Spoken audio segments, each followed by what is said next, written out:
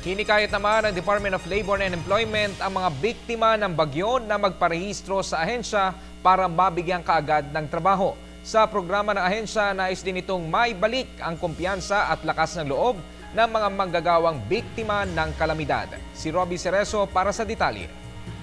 Nag-abiso si Labor Secretary Rosalinda Baldoz sa mga biktima ng bagyong Yolanda, partikular na sa mga taga-Eastern Visayas, na magpatala sila sa Public Employment Services Office ng Department of Labor and Employment para agad sila mapagkalooban ng trabaho. Ang opisina ng PESO ay nakapwesto sa iba't ibang rehiyon ng bansa at maaari nilang puntahan ito kung saan sila ngayon ay na-relocate.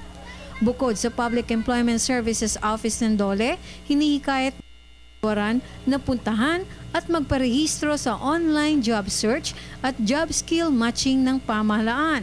Dito ay nakalista ang libo-libong mga bakanting posisyon na maaaring pasukan ng mga na-displaced na mga biktima ni Yolanda.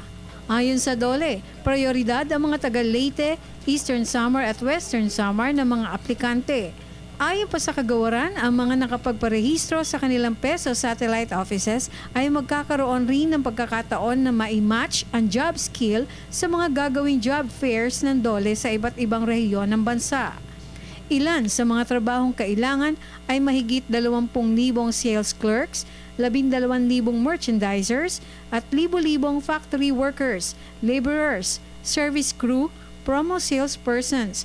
Nakabukas din para sa mga aplikante ang libo-libong trabaho para sa cashier, call center agents, waiter, cooks, street sweepers, babysitter, machine operators, janitors at marami pang iba.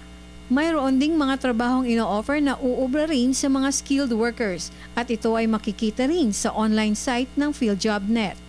Hangad ng DOLE na maibalik kaagad ang kumpiyansa at lakas ng loob ng mga biktima pagkatapos ng nangyaring unos sa kanilang buhay. Para sa Telebisyon ng Bayan, ito si Robbie Cerezo.